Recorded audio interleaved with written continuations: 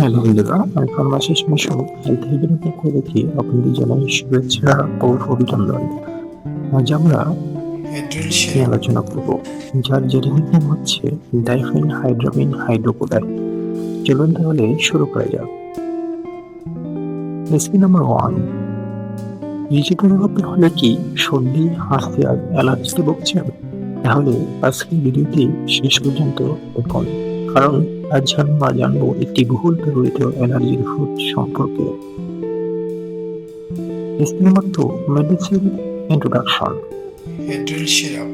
তো অ্যালার্জিজনিত সমস্যা কমাতে ব্যবহৃত করা হয়।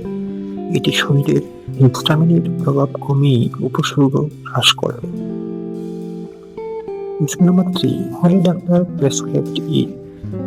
ডাক্তাররা এই ওষুধ মূলত সিজনাল অ্যালার্জি, হাঁটাখালি, চুলকানি, কনসাক ডার্মাটাইটিস, ব্রঙ্কিওজনিত বমিভাব এবং সামাজিক দূরের সমস্যার ক্ষেত্রে ব্যবহার করার জন্য পরামর্শ দেন। Recipe number 4, drowsiness warning. এই ওষুধ খেলে তন্দ্রাচ্ছন্ন বা বাঁচতে পারে, তাই গাড়ি চালানো বা মনোযোগের কাজের সময় সতর্ক থাকুন।